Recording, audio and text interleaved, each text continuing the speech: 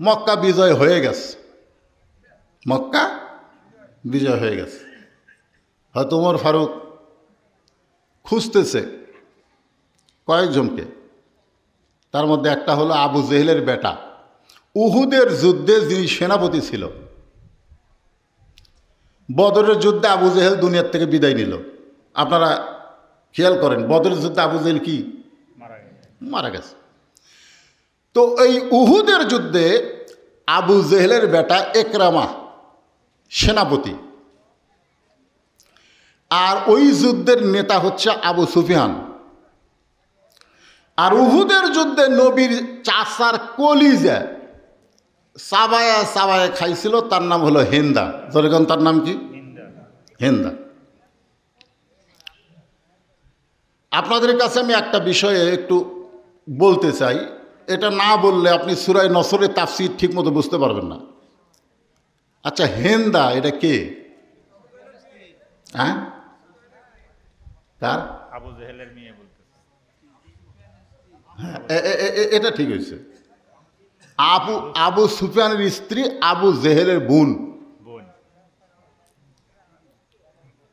কার স্ত্রী? এ কথা কর না কেন?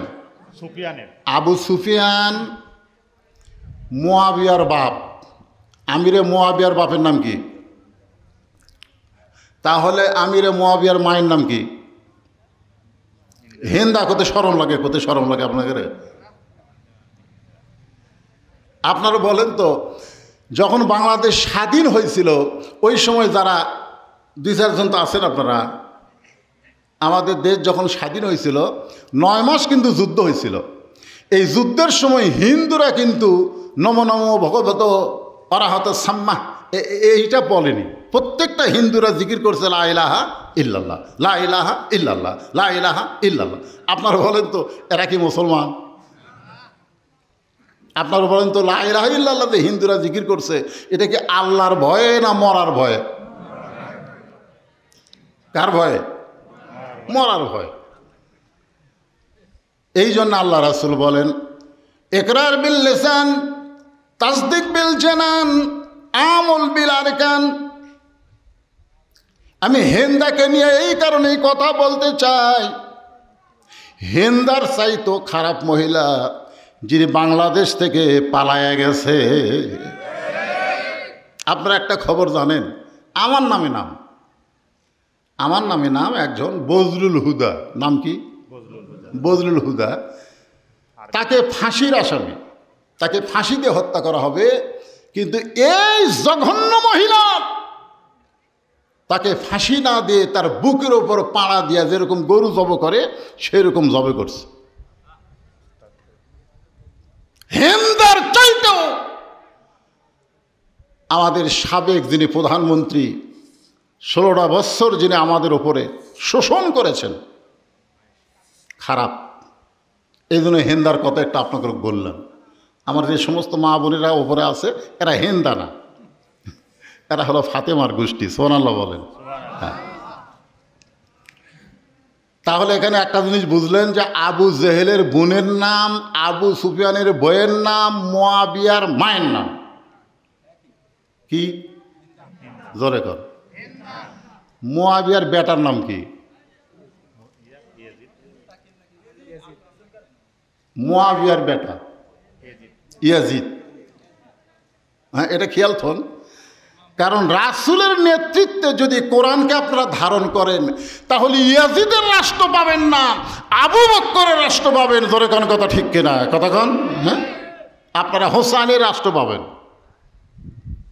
আমি সূরা নসর আপনাদের সামনে একটু সুন্দর করে বোঝানোর চেষ্টা করতেছি। বাবা, যারা যুবক আছো তোমাদের কিন্তু বিশাল খোরাক আছে, মনোযোগ দিয়ে শোনা লাগবে। আল্লাহ কোরআনে বললেন, ইজা আনাসরুল্লাহি ওয়াল ফাত ওয়া রাআইতান নাসা ইয়াদখুলুনা ফি দীনিল্লাহি আফওয়াজা। হাজার হাজার মানুষ ইসলামের মধ্যে দাখিল হচ্ছে। আমার এলাকার অনেক আওয়ামী লীগ বলতেছে, ভাই বিএমপি করবো না রে, জামাত কর্ম। এখন কি করবি? কারণ জামাতের আমির হামাকে মাফ করে দিছে রে। জামাতের আমির হামাকে কি করে দিছে? আপনারা বলেন তো, এরা যে জামাত করবি, এরা কি আসলই করবি? কথা কন না কেন? আল্লাহ সূরা নফরের মধ্যে বলতেছে যে হাজার হাজার মানুষ ইসলামের মধ্যে প্রবেশ করেছে, এরা কিন্তু ওই 9 মাস যুদ্ধের সময় হিন্দুরা যেরকম জীবন বাঁচার জন্য লা ইলাহা ইল্লাল্লাহ বলেছে, এদের চরিত্র তাই। জোরে কোন কথা ঠিক কিনা? খুব খেয়াল করবেন, খুব সতর্ক হয়ে চলবেন। গোপালগঞ্জ এখনো স্বাধীন হয়নি। বিএনপির একজন বড় নেতাকে হত্যা করছে এরা। গতকাল করেনি? হত্যা করেনি? বাংলাদেশের মানচিত্রে এখনো গোপালগঞ্জ স্বাধীন হয়নি। এমনভাবে উত্তেজে আছে এই মুনাফিকের গোষ্ঠীরা, যে কোনো সময় বিজয়কে নস্যাৎ করে দেওয়ার পায় তারা করবে। ধরে কোনো কথা ঠিক কিনা? কিন্তু পারবে না, পারবে না। যেই কোরআনের তাফসীর শুনতেছেন, এই কোরআনকে যদি আপনারা বুকে ধারণ করেন, পারছে? সাইদি হুজুর সবসময় যখনই দেখছেন আপনারা হাজরা দিবার যাচ্ছে, বুকে কোরআন শরীফ ছিল কি ছিল না? কথা বলেন, কতক্ষণ ছিল কি ছিল না? কয় তারিখে তাকে হত্যা করা হলো? 14 আগস্ট। তার 3 দিন আগে এই স্বৈরাচারীর কয়েকজন ভারতে গেছিল। ভারতে গেছিল, এত দোয়া মরবি না, এত দোয়া মরবে না। সব বক্তারা দোয়া করে, প্রকাশ্যে করে, গোপনে করে, করে কি করে না? জোরে কর। সব কিছু দেখে, দিন দিন আরো তাজা হচ্ছে। তখন জেলখানা থেকে বের করে বাংলার কোটি কোটি মানুষ দেখলো হাসি মুখে, সেই লোকটাকে হাসপাতালে নিয়ে গিয়ে হত্যা করা হলো। হত্যা করার পিছনে কারণ, আল্লাহর ওলি সবসময় দোয়া করতেন, আল্লাহ তুমি আমাকে শাহাদতের মৃত্যু দিও। জোরে করার কথা ঠিক কিনা? একটু মনোযোগ দিয়ে শুনবেন। ওমর ফারুক ওই সমস্ত কাফেরদেরকে হত্যা করার জন্যে যখন খোঁজাখুঁজি শুরু করলেন, আল্লাহ রাসূল বললেন, ওমর, বিশাল একটা বিজয় আল্লাহ আমাদেরকে দান করেছে। এই বিশাল বিজয়ের কারণে আমি তাদেরকে ক্ষমা করে দিলাম। জোরে গান সুবহানাল্লাহ। তবে 9 জনকে রাসূল ক্ষমা করেনি। কয়জন? আমি বলবো। আল্লাহ রাসূল ক্ষমা করে দিলেন। আজকে আমাদের বাংলাদেশেও জামাত ইসলামের আমির ক্ষমা করেছে, তাই বলে পাইকারে হারে সবাইকে ক্ষমা করা হবে না। আল্লাহর ওলিকে জেলখানায় যিনি ইঞ্জেকশন করে হত্যা করেছে, ভালো মানুষগুলোকে অন্যায় করে যে সমস্ত বিচারক ফাঁসির মঞ্চে নিয়ে গেছে, তাদেরকে কোনোদিন ক্ষমা করা হবে না। জোরেগান কথা ঠিক না? সবাইকে ক্ষমা করার নজির ইসলামেও নাই। গড় দেওয়ার কথা ইসলামে আছে, আছে না নাই? জোরে কর, আছে না নাই? আমি আল্লাহ যখন আসমান ভালো করে দিছে, কিন্তু সময় আপনাদের সামনে আলোচনা করব। বিরক্ত হচ্ছেন? হ্যাঁ, একটু মনোযোগ দেবেন। আল্লাহ রাসূল ক্ষমা করে দিলেন। আল্লাহ রাসূল বললেন, ওমর, এত বড় বিজয়, ফাসাব্বিহ বিহামদি রব্বিকা ওয়াস্তাগফির, বরং আমরা আল্লাহর তাসবিহ আদায় করব, আল্লাহর জিকির করব, আল্লাহর প্রতি বেশি বেশি ইস্তেগফার করব।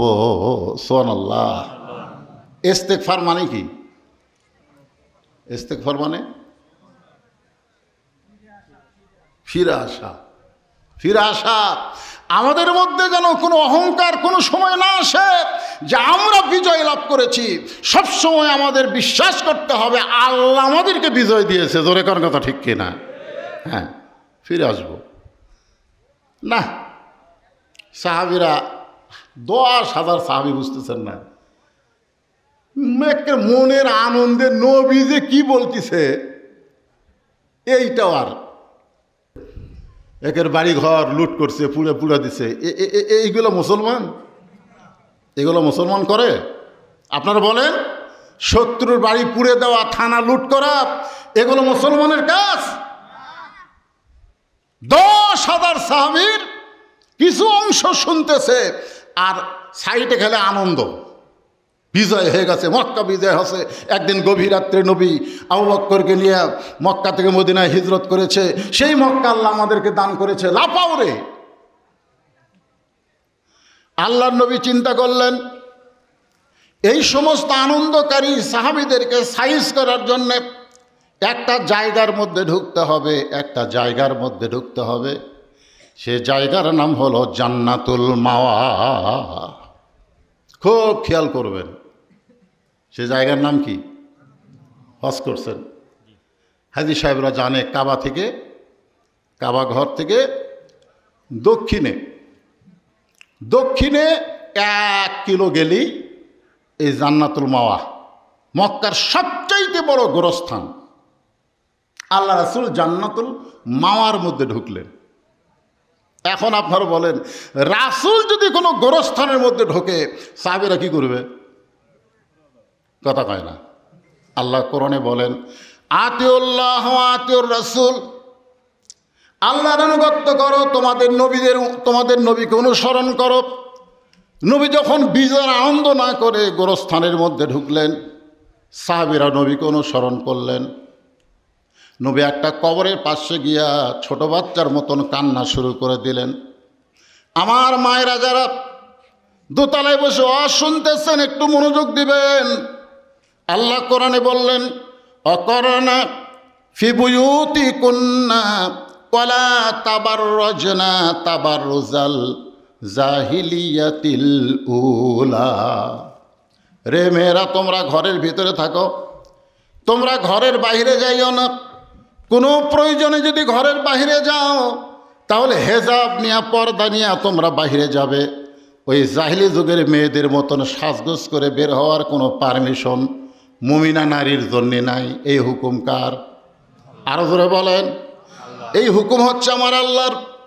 অথচ বাংলাদেশে এমন কতগুলো বুদ্ধিজীবী আছে যারা বলতেছে 24 সালে আবার কিসের পর্দা, 24 সালে নাকি পর্দার দরকার নাই।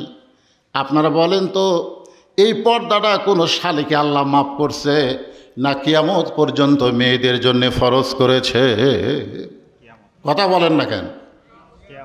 কারণ আপনারা যে 5 ওয়াক্ত নামাজ পড়েন, এই নামাজ কিন্তু 24 ঘন্টায় পড়া লাগবে না। আপনি 5 বার নামাজ পড়লে চলবে। আমার মায়েদের বলতেছে, আপনারা যে রমজান মাসে রোজা রাখেন, সারা বছর রোজা রাখা লাগবে না, 1 মাস রোজা রাখলেই চলবে। ও মায়েরা, আপনারা যে পর্দা করবেন, এই পর্দাটা কোনো সময়ের জন্যে না, 24 ঘন্টায় পর্দার ভিতরে থাকা লাগবে। হুকুম কার? নবী একটা কবরের পাশে গিয়া, জান্নাতুল মাওয়া কবরের পাশে গিয়া ছোট বাচ্চার মতন কান্না শুরু করে দিলেন। সাহাবীরা বললেন, এ রাসূলুল্লাহ, আজকে মক্কা বিজয়ের দিনে আমরা আনন্দ মিছিল করব, আর আপনি আনন্দ মিছিল না করতে দিয়ে আপনি কবরের মধ্যে ঢোকে একটা কবরের কাছে দাঁড়িয়ে ছোট বাচ্চার মতন কাঁদতেছেন। হুজুর, আপনার এই কান্দার কারণ কি? আর এই কবরটা কার আমরা একটু জানতে চাই। এত বড় বিজয়ে নবী আনন্দ মিছিল না করে কবরের পাশে গিয়ে দাঁড়ালেন। আমরা যারা বাংলাদেশে বিজয় পাইছি 24 সালের 5ই আগস্ট, আমরা কি একটা বার কবরের কথা খেয়াল করছি? আমাদের নেতা, শ্রেষ্ঠ নেতা, তিনি বিজয়ের আনন্দ না করে সমস্ত সাহাবেদেরকে নিয়ে কবরের মধ্যে ঢুকলেন। একটা কবরের পাশে গিয়া ছোট বাচ্চার মতন কান্না শুরু করে দিলেন। সাহাবেরা জিজ্ঞাসা করলেন, হুজুর, এইটা কার কবর? কারণ যেই কবরের পাশে রাসূল কাঁদতেছে, ওই কবর যখন আল্লাহ রাসূল দিয়েছেন তখন সাহাবীর সংখ্যা ছিল মাত্র 300 জন। ধরে কোন কয়জন? আজকে মক্কা বিজয়ের দিনে সাহাবী কত? 10,000। তাহলে 9,700 জন সাহাবী জানে না ওটা কার কবর। আল্লাহ রাসূল বললেন, যেই কবরের পাশে দাঁড়িয়ে কাঁদতেছি, এই কবরটা হলো তোমাদের মা খাদিজাতুল কুবরার কবর। সমস্ত সাহাবীরা বললেন, ইয়া রাসূলুল্লাহ, আমরা মা খাদিজা সম্পর্কে একটু জানতে চাই। আমরা মা খাদিজা সম্পর্কে জানতে চাই, কারণ 300 জন সাহাবী জানে মা খাদিজাকে, আর 9700 জন তারা তো আর জানে না। এ কারণে বললেন, হুজুর আমরা মা খাদিজা সম্পর্কে একটু জানতে চাই। আল্লাহ রাসূল বললেন, খাদিজার সম্পর্কে জানবে না খাদিজার জীবনের একটা আমল তোমরা শুনবে? খাদিজার সম্পর্কে জানবে না খাদিজার জীবনের একটা আমল তোমরা শুনবে? সমস্ত সাহাবীরা বললেন, হুজুর খাদিজার জীবনে এমন কি আমল ছিল যে আমলটা আমরাও শুনতে চাই। রাসূল বললেন, শুধু শুনলে হবে না, সে আমল তোমাদেরকে করতে হবে। সামিনা ওয়া তাআনা, এই কোরআন শুধু শুনলে হবে না, বাস্তবে কোরআনকে গ্রহণ করা লাগবে। কথা বলেন ঠিক কিনা? তো আজকে কি আপনারা খালি শুনবেন না আমল করবেন? এ কথা কন না কেন? এই যুবকেরা, কারা কারা এশার নামাজ পড়নি? বৃষ্টির মধ্যে যখন মসজিদে ঢুকলো, আমি তখন ভাইয়ের সাথে বললাম, ভাই মসজিদে সবাই ঢুকবে না, কারণ মসজিদে ঢুকবার গেলে কি লাগে? শরীর পাক থাকা লাগে। জোরে কোন কি থাকা লাগে? 2 নম্বর কাপড় পাক। যারা পেশাব করে পানি টানি লাইনি, যারা এশার নামাজ পড়েনি, মসজিদের মধ্যে ঢুকবার গেলে আবার একটা দোয়াও পড়া লাগে, আল্লাহুম্মা আফতাহলি আবওয়াবা রাহমাতিক। তো মসজিদের মধ্যে সবাই ঢুকবে না, তো মসজিদের বাইরে হলে অনেকে ওয়াজ শুনবে। এখানে অনেক যুবক থাকতে পারো যারা হয়তো এশার নামাজ পড়েনি, এরকম আছে না নাই? কথা বলেন ভাই, আছে না নাই? যারা এশার নামাজ পড়নি যুবক, আমি তোমাদেরকে বলতেছি, বুড়াকালের কোনো ইবাদত কিন্তু আল্লাহ নেবে না। আমার মতন বুড়া হয়ে 5 ওয়াক্ত নামাজ মসজিদের শেষ রাত পড়ে থাকবে, মনে করবে আল্লাহ মাফ করবে না। আল্লাহ বলেছেন, তোমার শৈশবকালের কোনো ইবাদত আমার দরকার নাই, তোমার বুড়াকালের কোনো ইবাদত আমার দরকার নাই, যৌবনকালের ইবাদতের হিসাব দাও, জান্নাতে চলে যাও। জোরে কান সুবহানাল্লাহ। যে সমস্ত যুবক দাঁড়ায় আছো, যে সমস্ত যুবক বসেছ, তোমরা ফজর পর্যন্ত জীবিত থাকবা, তার কোনো গ্যারান্টি আছে? জোরে বলেন, আছে? সাহাবীরা বললেন, ইয়া রাসূলুল্লাহ, মা খাদিজা জীবনে কি এমন আমল করতেন আমরা শুধু শুনবো না, আমরা সে আমলটা করবারও চাই। তো মা খাদিজা কি আমল করছে আপনারা খালি শুনবেন না করবেন? কথা কয় না। কারা কারা করবেন? 2 হাত তোলা, আল্লাহকে একটু দেখান তো দেখি। যারা এশার নামাজ পড়ো না হয় তারাও হাত তোলো, টান টান করে তোলো। লিল্লাহে তাকবীর। আল্লাহ রাসূল বললেন, মা খাদিজার জীবনের সবচাইতে গুরুত্বপূর্ণ আমল হলো সব সময় মৃত্যুকে স্মরণ করা। সব সময় কি স্মরণ করা? মৃত্যুকে স্মরণ করা। চাষটলে বসে আমরা গল্প করতেছি, অমুকের ফাঁসি হলো, অমুকের ফাঁসি হলো, অমুকের ফাঁসি হবে রে। 2 কান্দের 2 ফেরেশতা খায়, আল্লাহ ই কত বড় শয়তান, ই অপরের ফাঁসির চিন্তা করে, এর মরার চিন্তা করে না কেন? কারণ ফাঁসির তারিখ আছে, মরার কোনো তারিখ নেই। কথা কোন ভাইজান? ফাঁসির তারিখ আছে, আছে না নাই? জোরে কোন আছে না নাই? জল্লাদ শাহজাহান বলেছে, জল্লাদ শাহজাহান, যে জামাত ইসলামের যে কয়টাকে ফাঁসি দেওয়া হয়েছে আমি নিজেই দিছি। হ্যাঁ, গর্বের সাথে মরে গেছে, ওই কিন্তু মরছে, জল্লাদ শাহজাহান মরছে। ও বলছে জামাত ইসলামের যে বড় বড় নেতাগুলো ফাঁসি দেওয়া হয়েছে আমি নিজেই দিছি। তো এক সাংবাদিক বলতেছে, অবস্থা কীরকম? বলে আমি ওই জায়গাতে আশ্চর্য, একজনকেও দেখিনি ফাঁসির মঞ্চে সে কান্না করতে, বরং সবাইকে দেখেছি মুস্কি মুস্কি হাসি তাদের মুখে, কারণ তারা সাইদ হসে। জোরে কন কি হসে? কথা কন না কেন? সাইদ হসে। আল্লাহ বলেছেন, লা তামুতুন্না ইল্লা ওয়া আনতুম মুসলিমুন, তোমরা মুসলমান না হয়ে মরো না। যে কয়জনকে ফাঁসি দেওয়া হয়েছে তাদের হাসির কারণ হলো তারা মুসলমান হয়ে ফাঁসির রশি গলায় নিছে। জোরে কোন কথা ঠিক কিনা? কারণ তারা বিশ্বাস করে ফাঁসির দড়ি গলায় নেওয়া মানেই দুনিয়া থেকে বিদায় নিব, আল্লাহ জান্নাতের 8টা দরজা খুলে দিবে। জোরে কোন কথা ঠিক? ফাঁসির আগে মানুষ তওবা পড়ে, নামাজ পড়ে, কোরআন তেলাওয়াত করে, কানতে কানতে কলমা পড়ে। রাসূল বলেছেন সারা জীবন যদি পাপ করে, মৃত্যুর সময় লা ইলাহা ইল্লাল্লাহ এ কলেমা পড়ে যদি মারা যায়, শুধুমাত্র এই কলেমা পড়ার ওসিলায় আল্লাহ তাকে মাফ করে দেয়। সুবহানাল্লাহ। আপনারা গ্যারান্টি দিয়ে বলেন তো যে যারা আমরা মারা যাবো তারা কলমা পড়ে মরবো, এরকম কয়জন আছে? গ্যারান্টি দেন তো, পারবেন? তাহলে আমাদের কলমার গ্যারান্টি নাই। আমরা ফাঁসির আসামি নিয়ে টেনশন করি কেন? আমাদের নিজের মৃত্যুকে নিয়ে খেয়াল করার দরকার আছে না নাই? এশার নামাজ পড়ার পরে যেই ব্যক্তি মসজিদের দিকে, দরজার দিকে তাকায় বলবে আল্লাহুম্মা ইন্নী আসআলুকা মিন ফাদলিক, আল্লাহ তোমার ঘর থেকে বের হলাম, ফজর পর্যন্ত আমার হায়াত আছে কিনা গ্যারান্টি নাই, এটাই আমার জীবনের শেষ নামাজ হতে পারে। আল্লাহ বলে এটাই তোর জীবনের শেষ নামাজ যদি হয়, তোর জন্য জান্নাতও বলবৎ হয়ে গেছে। জোরে কোন সুবহানাল্লাহ। আল্লাহ রাসূল বললেন খাদিজার জীবনের সবচাইতে বড় আমল হলো, গুরুত্বপূর্ণ আমল হলো মৃত্যুকে স্মরণ করা। সব সময় মনে করতো এখনই মারা যাব, এখনই মারা যাব। যেই মাহফিল এসেছেন এখান থেকে বাড়ি যাওয়ার কোনো গ্যারান্টি, জোরে কান গ্যারান্টি নাই। গ্যারান্টি যদি না থাকে তাহলে খামাখা দুনিয়ার কোনো আইন না মেনে, দুনিয়ার কোনো নিয়ম না মেনে আমরা আল্লাহর কোরআনকে গ্রহণ করব। গ্যারান্টি যদি না থাকে, আজকে আমরা ওয়াদা করি আল্লাহ তোমার কোরআনকে আমরা গ্রহণ করব, কোরআনের আন্দোলন করব, কোরআনের দল করব। রাসূল বলেছেন মান সাল্লাল্লাহু তাআলা আশ-শাহাদাতা বিসিদকিন বাল্লাগাহুল্লাহু মানাজিলাশ শুহাদা ওয়া মা তাআলা ফিরাশিহি, রাওয়াহুল বুখারী কিতাবুল মাগাজি। জোরে কর সুবহানাল্লাহ।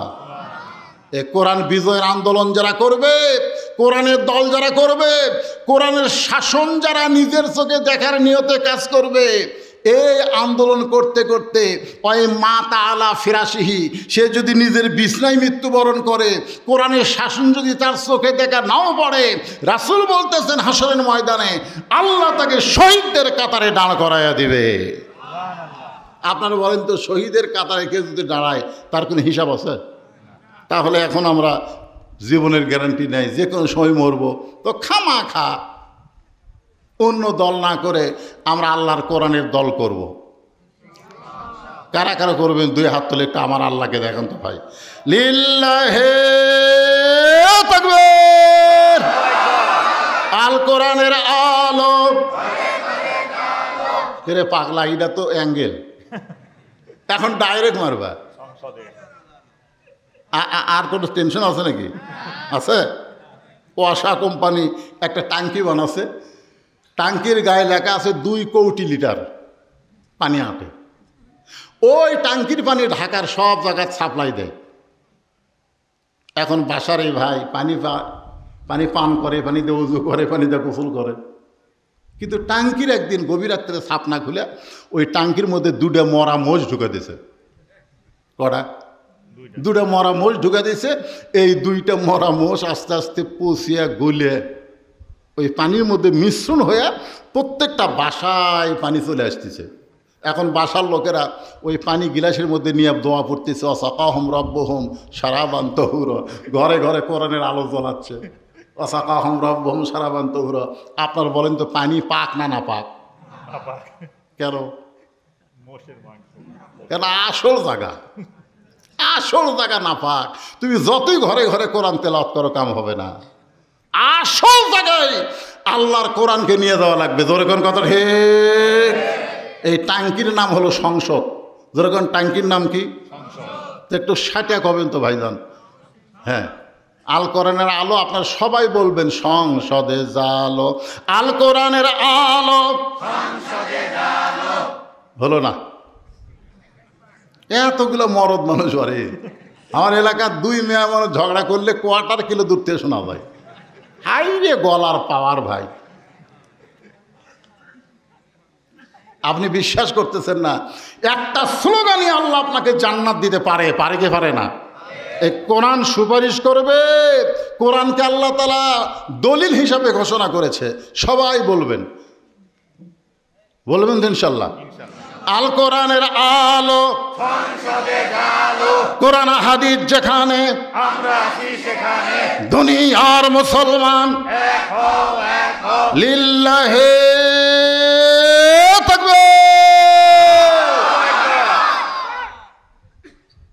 সাহাবীরা বললেন, ইয়া রাসূলুল্লাহ, মা খাদিজা মৃত্যুকে কেমনে স্মরণ করত? আল্লাহ রাসূল বললেন, তাহলে শোনো। একদিন গভীর রাত্রে আমি রাসূলের ডান হাতখানা খাদিজা বুকের মধ্যে নিয়ে ছোট বাচ্চার মতন কাঁদতেছে। রাসূলের ঘুম ভেঙে গেল। আল্লাহ রাসূল চমকে উঠে বললেন, খাদিজা, দুনিয়ার সবাই ঘুমায়, আমি নবীও ঘুম পাড়তেছি, অথচ তুমি ঘুম না পেলে কেন এমন করে কাঁদতেছ? এই সবাই খেয়াল করেন, সবাই কি করে? ঘুমায়। সবাই কি করে? আমি রাসূলও ঘুমাই। খালি একজনই ঘুমায় না, তিনি কে?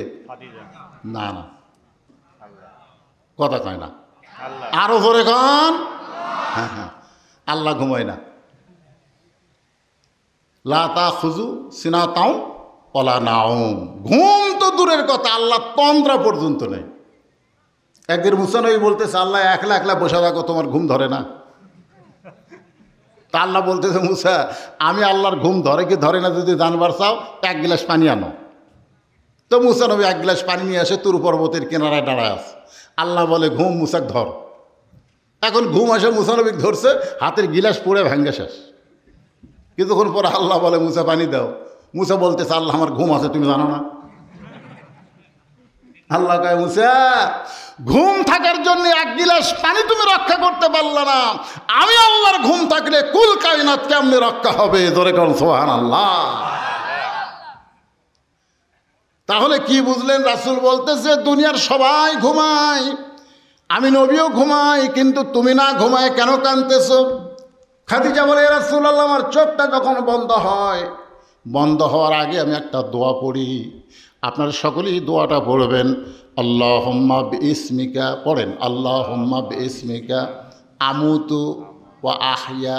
আমরা ঘুমায় যাই কিন্তু ঘুমাই না, আমরা মরে যাই। জয় কোন কথা ঠিক কিনা? আমরা ঘুমানোর পর আল্লাহ যদি চেতন না করে, মনে করেন যে ঘুম আপনারা দিলেন এশার নামাজ না পড়ে যদি আপনি চেতন না পান, দুনিয়ার কোনো ডাক্তার চেতন করতে পারবে? তাহলে ঘুম দেওয়ার মালিককে, চেতন করার মালিককে? খাদিজা বলতে, রাসূলুল্লাহ, আল্লাহুম্মা বিইসমিকা আমুতু শব্দ যখন উচ্চারণ করেছি, এমন সময় দেখি অন্ধকার কবর আমার সামনে, যেই কবরে কোনো দরজা নাই, জানলা নাই। আপনি বলেছেন সর্বশেষে যেই মানুষটা কবরে যাবে, ওই মানুষকে 50,000 বছর কবরের ঘরে থাকা লাগবে। কত বছর? ওই অন্ধকার ঘরে কেমনে থাকবো? সঙ্গে সঙ্গে আল্লাহ নবী খাদিজার কপালে চুমা দিয়ে বলে, খাদিজা, ওই আল্লাহর শপথ করে বলতেছি, ঈমান গ্রহণ করার পরে আপনি আল্লাহর সঙ্গে যে সম্পর্ক গড়ে তুলেছেন, আল্লাহ আপনার কবরকে জান্নাত বানায়া দিবে। সুবহানাল্লাহ, জোরে কর। আপনারা বলেন তো, রাসূল কি বলেছেন? এটা খেয়াল করেননি। আল্লাহ রাসূল বলেছেন, ঈমান গ্রহণ করার পরে আপনি আল্লাহর সঙ্গে যে সম্পর্ক গড়ে তুলেছেন, তাহলে ঈমানের আগে আল্লাহর সাথে সম্পর্ক করা যায়? কথা কয় না, যাবে? ওই মেসি নেইমার যতই কোটি কোটি টাকা দান করুক, সওয়াব আছে? কথা কর না কেন? সওয়াব আছে কেন নাই? কারণ ঈমান নাই। এই জন্য আল্লাহ সূরা আসরে শপথ করার পর কি বলতেছে? ইল্লাল্লাযীনা আমানু, তারপরেও আমিলুস সালিহাত। তোর ঈমান যদি না থাকে, একটা আমল আল্লাহর দরবারে কবুল হবে না। জোরে কোন কথা ঠিক কিনা? 16 বছর স্বৈর শাসকের কারণে আমাদের সকলের ঈমান দুর্বল হয়ে গেছিল। জোরে কথা কন না কেন ভাই? চারিদিকে তাকায় বক্তা বন্ধু ওয়াজ করে, বক্তাও তাকায়।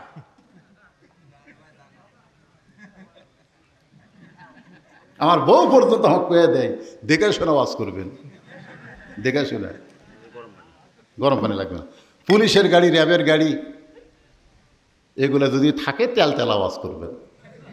আপনি এখন বলেন কোরআন শরীফ, যে কোরআন আল্লাহ বলতেছেন কুল জাল হাক্কু ওয়া যাহাকাল বাতিল ইন্নাল বাতিলা কানা যাহুকা, যে কোরআন হক, আর সে হক কথা বলবার সে বক্তা পর্যন্ত চারিদিকে দেখে শোনা ওয়াজ করছে, আপনার বলেন তো আমাকে ঈমান ঠিক ছিল?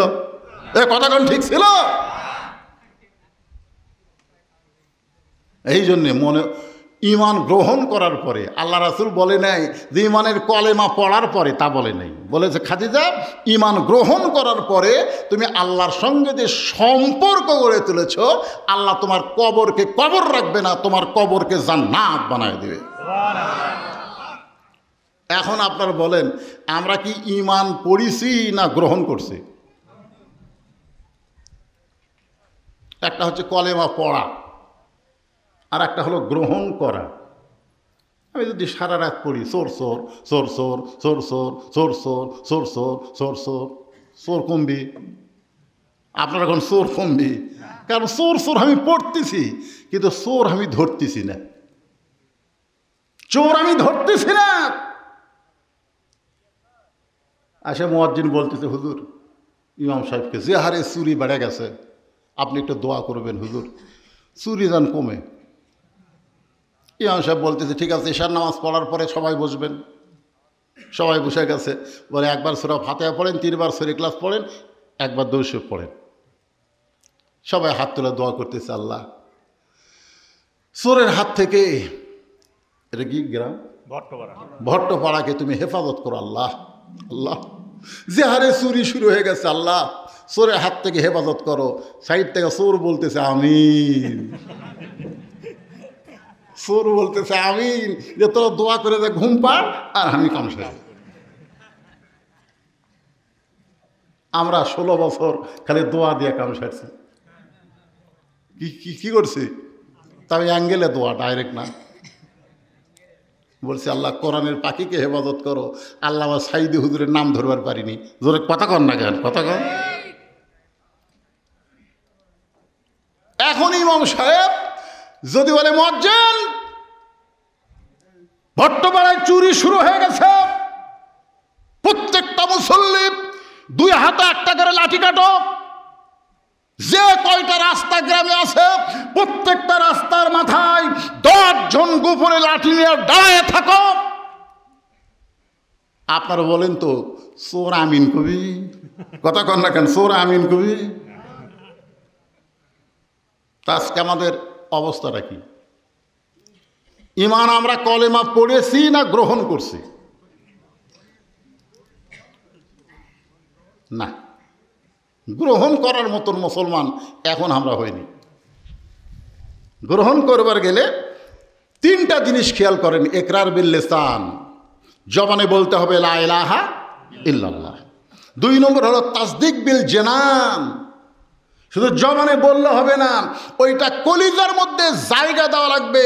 কলিজার মধ্যে যদি ইমানের জায়গায় একবার দিবার পারি, উকিরে সে বারবার বলতেছে রাষ্ট্রপতির কাছে দরখাস্ত করেন, রাষ্ট্রপতি যদি আপনাকে মাফ করে দেয় তাহলে আপনার ফাঁসির দণ্ড মাফ হয়ে যাবে। ইমানদার কলিজার দিকে তাকায় আর কয় কি কইলা উকিল? বলে রাষ্ট্রপতির কাছে দরখাস্ত করেন, রাষ্ট্রপতি যদি আপনাকে মাফ করে দেয় তাহলে আপনার ফাঁসির দণ্ড মাফ হয়ে যাবে। তাসদিক বিল জানান, কলিজার ঈমান বলতেছে উকিল তুমি কার কাছে আমাকে মাফ চাইতে বলো? আমি আমার নিজের জীবনে 3 জন রাষ্ট্রপতিকে ক্ষমতা থাকা অবস্থায় মরা দেখছি। একটা হলো শেখ মুজিবুর রহমান, একটা জিয়াউর রহমান, একটা জিল্লুর রহমান, যারা নিজেরাই মরে যায় কোনো ইমানদার ঈমান থাকা অবস্থায় রাষ্ট্রপতির কাছে বাঁচার দরখাস্ত লিখবে না। জোরে কোন কথা ঠিক কি না? এর নাম হলো তাসদিক বিল জানান, কলিজার মধ্যে ঈমান। আয় যেরকম ছোটো ছোটো বাচ্চারা দৌড়াদৌড়ি করছে, আমার ভাই বললো আয় হায় পুলিশেরা সমানে গুলি করতেছে আর ছেলেরা সব দৌড়াই, গুলির সামনে একজন দুনিয়া পড়ে যায়, তাকে টান দিয়ে আর একজন দাঁড়ায়। তাসদিক বিল জানান, বিশ্বাস করেছে মৃত্যু হবে না, শাহাদাত হবে। জোরে বলেন কথা ঠিক কি? কথা কন। আশ্চর্য, একজনের মরা দেখে 10 জন ভয়ে দৌড় দেয় না। বরং তারা আরো তাকে লাশটা সরাই দিয়ে ওইখানে দাঁড়ায়, মার।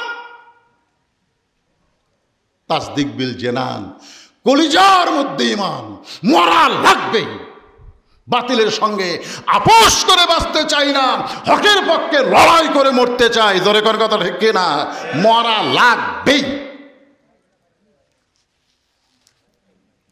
3 নম্বর হলো আমল বিল, ঈমান অনুযায়ী আমল করতে হবে। ঈমান অনুযায়ী আমল করতে গেলে আবল তাবল আমল করলে হবে না। আবল তাবল, দলিল নাই, বিনা দলিলে আমল করে, এরকম আমল আমাদের বাংলাদেশে আছে না নাই? আমার দয়াল বাবার দরবারেতে কেউ ফিরে না খালি হাতে।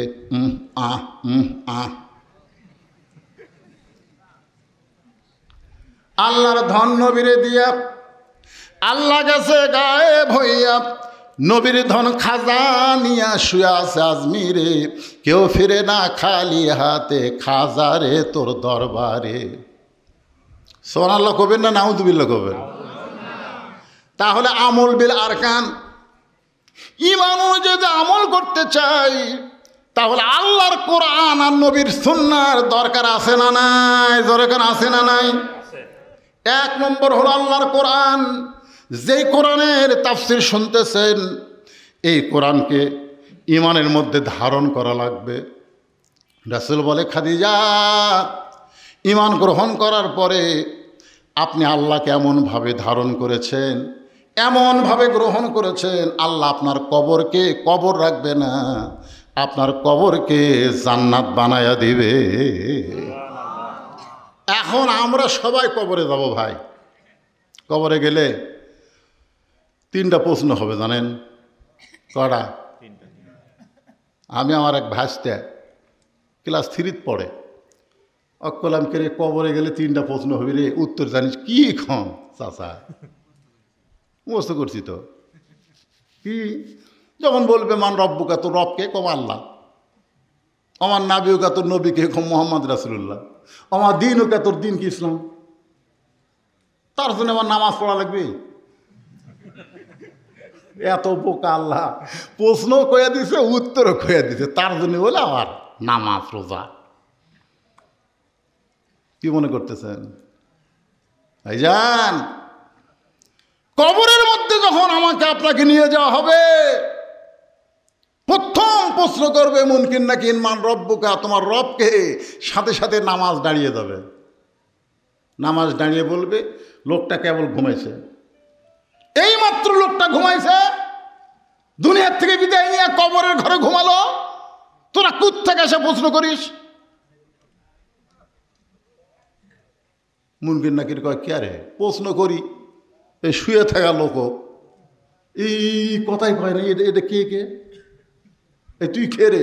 আমি নামাজ, আমি নামাজ।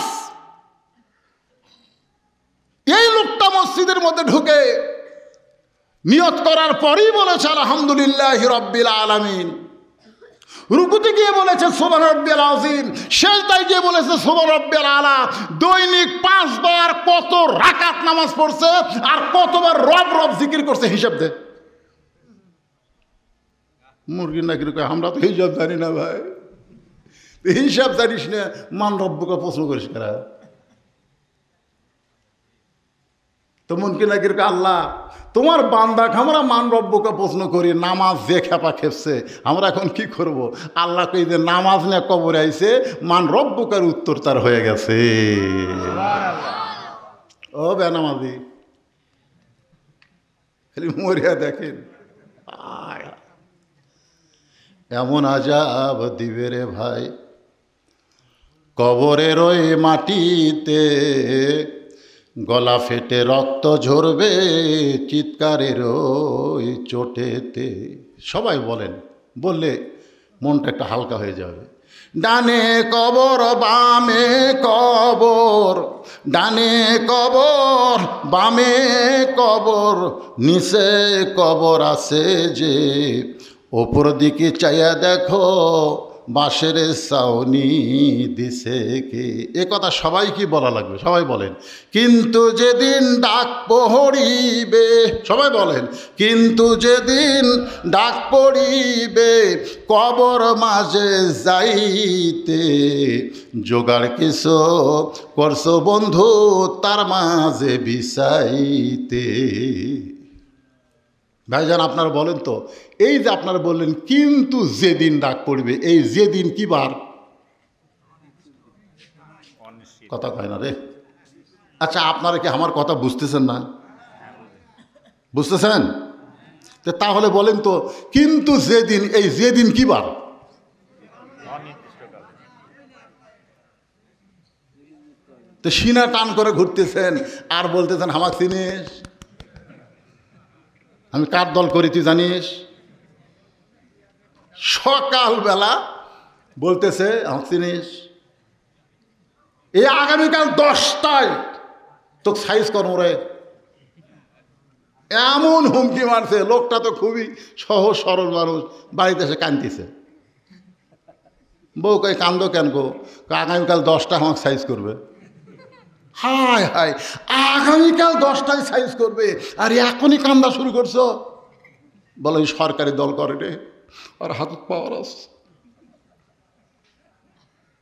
বউ বলতেছে তুই পাগল, এ দেশে কি বিচার নাই? এ দেশে কি বিচার নাই? মেম্বার আছে, চেয়ারম্যান আছে, তাদের কাছে বিচার দাও। যে বেটা হুমকি মারলো তাকে বিচার করবে। তখন স্বামী বলতেছে আরে যে আমাকে বলছে আগামীকাল 10টায় তো সাইজ কর্ম, ওই চেয়ারম্যানই লোক। তখন বউ বলতেছে তাহলে হ্যাঁ, যার কেউ নাই রে তার আল্লাহ। সুবহানাল্লাহ, সহি কথা, যার কেউ নাই। তার আল্লাহ আছে। স্বামী ঈশার নামাজ পড়ে আল্লাহর কাছে বলতেছে আল্লাহ আগামীকাল 10টা হয় সাইজ করবি। আল্লাহ জামাত ইসলামের নিবন্ধন বাতিল করে দিল, বাংলাদেশের শিবির জামাত নিষেধ করে দিল, ঠিক কিনা বলেন? কার কাছে বিচার দেবেন? কোর্ট যায়। কোর্ট ওই শালির কথাই চলে, জোরে কর কথা, ঠিক কিনা? ওর কথাই চলে, ওর কথাই কোর্ট চলে, সেই কোর্টত বিচার দেবে। হ্যাঁ আল্লাহ, সকাল 10টা আমাকে সাইজ করবি আল্লাহ, তোমার যদি কিছু করার থাকে করো। চোখের পানি নিয়ে একেবারে ইমানের হালে আল্লাহর কাছে বিচার দিচ্ছে। আর বউ দিনের বেলা ওরই প্যান্ট শার্ট পরিষ্কার করছে, টাইলস আলা বাথরুমে ওরই প্যান্ট শার্ট পরিষ্কার করছে, কিন্তু এই সাবানের ফ্যানটা যে পানিতে ধুয়ে দেওয়া লাগবে ওটা আর বইয়ের মনে নেই। কথা বুঝলেন? ওই 9টার সময় আছে পেশাব করবে, পঞ্চের স্যান্ডেল তলা সমান। ওই বউ যে ফ্যানটা করে থছে সাবানের ফ্যানটা, ওই ফ্যানটার উপর 2 পাও দিয়েছে ব্রেক ছাড়া। পড়ারও তো একটা ব্রেক আছে, ব্রেক দিয়ে পড়লে কিন্তু একবার 2 পা, একবার 2 পা সামনে গেছে, গাছ কাটলে যেরকম ঠাস, ও বাবারে মারে কষে। বউ আসা দেখে স্বামী কাঁথে আস, আগামীকাল সকাল 10টায় সাইজ করবি, 9টার সময়। বউ টানা বার করে চিল্লাচিল্লি করে, টানা বার করে চোখে মুখে পানি দিয়ে হুঁশ ফিরছে, খালি একটা কথা বলতেছে আমার মাজা নেই, আমার মাজা নেই। অ্যাম্বুলেন্স কল করছে, বগুড়া শহীদ যে মেডিকেল থেকে অ্যাম্বুলেন্স আসছে রাত 11টার সময়। অ্যাম্বুলেন্স, ওরে বাবারে সররে মল্লরে, ওরে অ্যাম্বুলেন্সের একটা সাউন্ড আছে না নাই, ওরে বাবারে সররে মল্লরে, ওরে বাবারে সররে মল্লরে। তো এখন এই লোকটা চিন্তা করতেছে কে রে আমার গ্রামতে অ্যাম্বুলেন্স ঢুকতেছে, কার কি হলো দেখি তো। বউ কয় না বাড়াও না, সকাল 10টা সাইজ করবি, বাড়ানোর দরকার নেই। স্বামী বলতেছে পাগল, সকাল 10টা রে আর রাত 11টা। আস্তে আস্তে আসা দেখে উই একেবারে তক্তা যেরকম লিয়া যায় ওই রকম করে রক ঢুকাচ্ছে। ওই জানলার কাছে গিয়ে বলতেছে ভাই সকাল 10টা বাজতে এখন অনেক বাকি আছে ভাই, 42 সাল এখন অনেক বাকি ভাই, তার আগে তুই তক্তা করে, তুই তক্তা করে।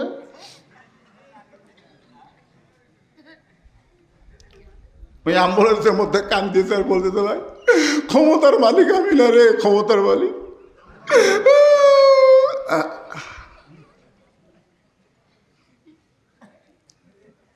সবাই আমার সঙ্গে পড়েন, তো আইজ্জু মান তাশা ওয়া তুযিল্লু মান তাশা বিয়াদিকাল খায়র ওয়া হুয়া আলা কুল্লি শাইইন কাদির। সম্মান দেওয়ার মালিককে, এ জোরে বলা রাখবে, সম্মান দেওয়ার মালিককে, অপমান করার মালিককে, ভালো মন্দর মালিককে, সমস্ত ক্ষমতার মালিককে।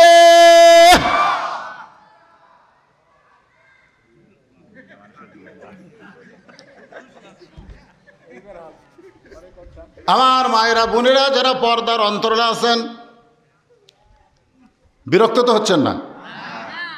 অনেক সময় ওয়াজ করলাম আপনাদের জন্য, আমার মা বোনদের জন্যে। 4টা মিনিট একটু ওয়াজ করি। কয় মিনিট? যেরকম কয় মিনিট? 4টা মিনিট একটু ওয়াজ করি আমার মা বোনদের জন্যে। কারণ মায়েরা যদি ভালো হয় আমাকেরই শান্তি, ঠিক কিনা কন? বরকত নাই। বাজার করে আনে দিতি শেষ, বাজার করে আনতেই শেষ, বরকত নাই। মা বোনদের হাতে যেন বরকত হয়, এই জন্যে এই বাবাদের এই শোনেন, আমাদের সকলের মা বোনদের জন্য যারা বসে আছেন দোতলায় শোনেন,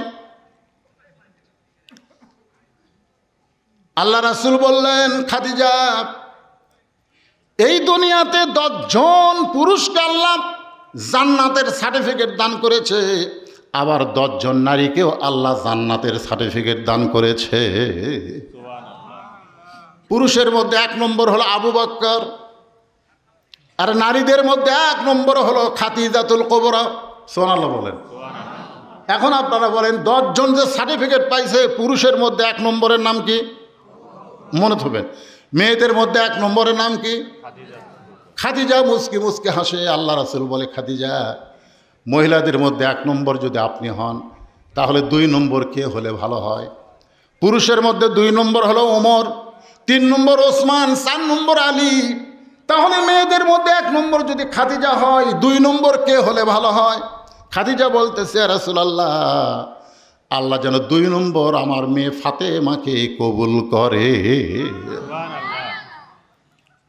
রাসূল বলেন, খাদিজা আপনাকে আল্লাহ 4টা মেয়ে দিয়েছে, যেরকম কয় মেয়ে? তো আপনি কুলসুমের কথা, রোকেয়ার কথা, জয়নাবের কথা না কইয়া ফাতেমার কথা বললেন কেন? এই মায়েরা শোনেন, ভালো করে শোনেন, কয় মেয়ে?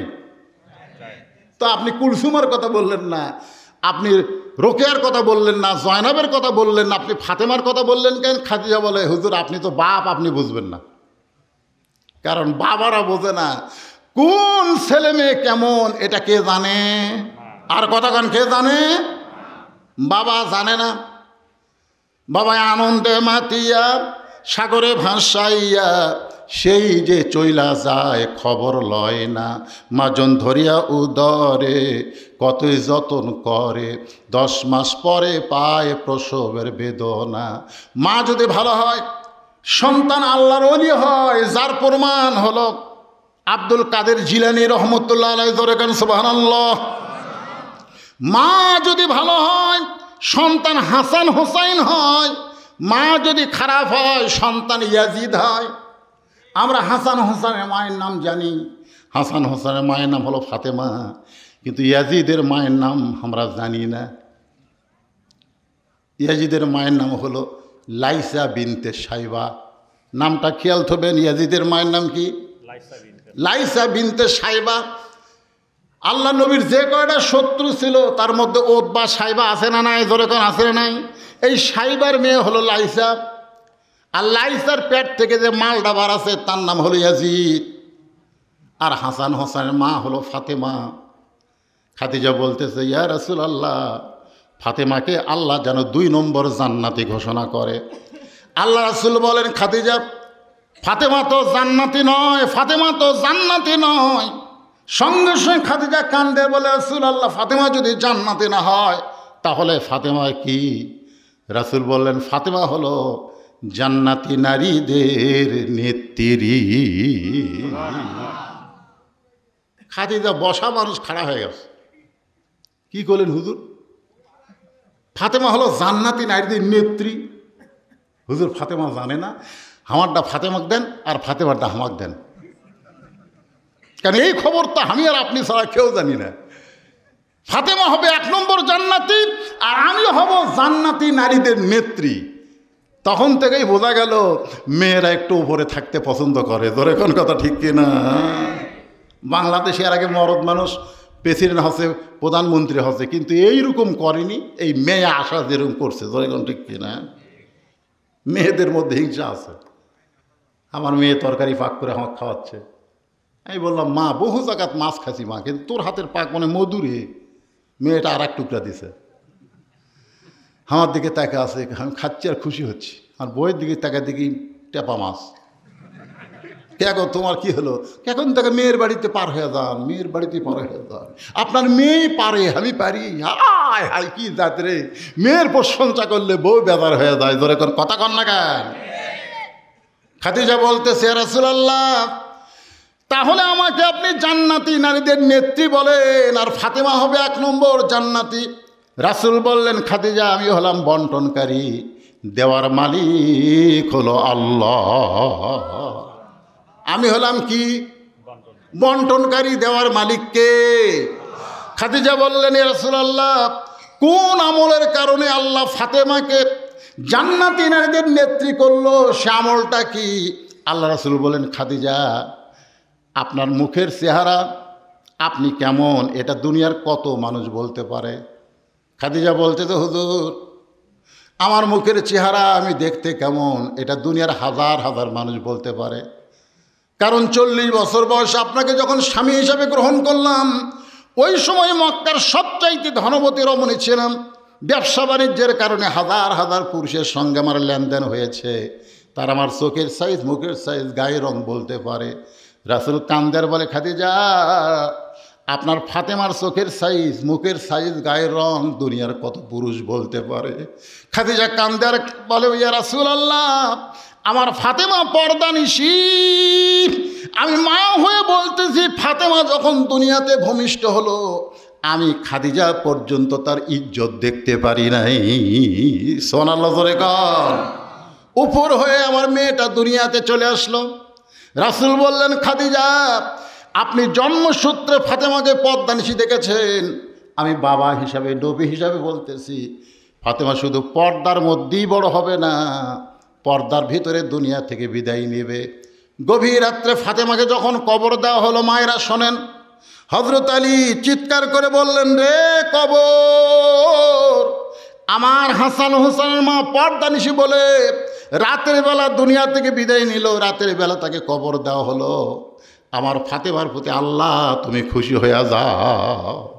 এই দোয়া করার সঙ্গে সঙ্গে হযরত আলী তাকায় দেখে সামনে কোনো কবর নাই। এইমাত্র যেই কবর দিছে সেই কবর নাই, কয়েকটা পুরাতন কবর দেখা যায়। আলী কান্দের বলে, একই ফাতেমার কবর দিলাম, সে নতুন কবরটা কোন জায়গায়? কে যেন ডাক দিয়ে বলে, আলী রে, ফাতেমা পর্দানিশী, আমি আল্লাহ তার কবরটাকেও কিয়ামত পর্যন্ত পর্দা করে দিয়েছি।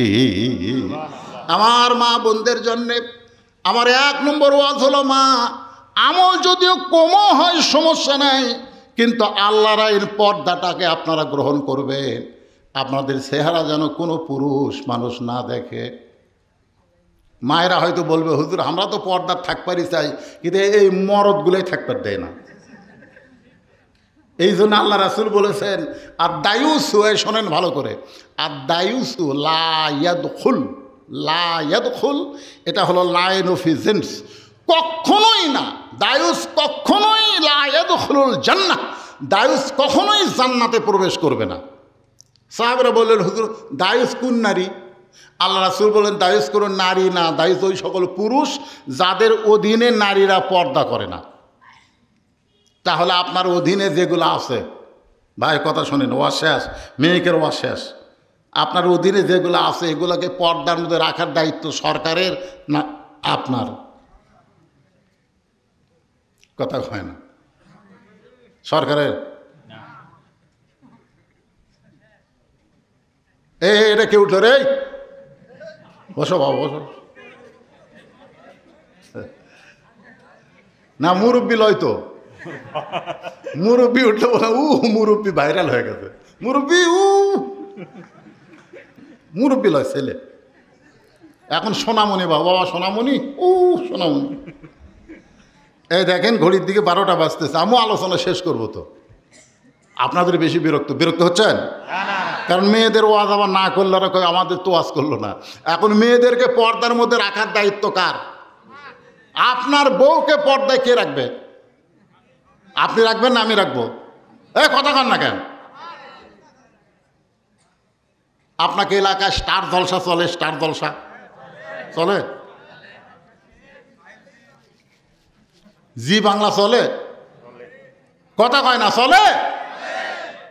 আমার মা বোনদের জন্য বলবো, মা, স্টার জলসা জি বাংলা যদি দেখেন, এই বদমাশদের ওয়াজ শুনে 1 পয়সাও লাভ হবে না। কারণ মান তাসাব্বাহা বিকওমিন ফাহুয়া মিনহুম, যাকে যে অনুসরণ করবে তার সাথেই তাকে যাওয়া লাগবে। স্টার জলসা জি বাংলা এটা কি মুসলমানের না হিন্দুর? এই স্টার জলসা জি বাংলা দেখবেন না। আর আপনারাও স্বামী হইয়া এইটা খুব খেয়াল করবেন। সবচাইতে বড় যুদ্ধ হবে ভারতের কোনো চ্যানেল বাংলাদেশে না চলা। যে ভারত আমাদের কয় নম্বর শত্রু? কেমনে বুঝলেন?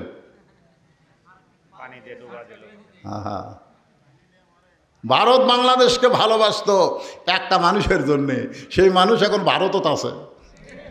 বাংলাদেশে একটা গানও বাড়াইছে, মোদির বউ নাই।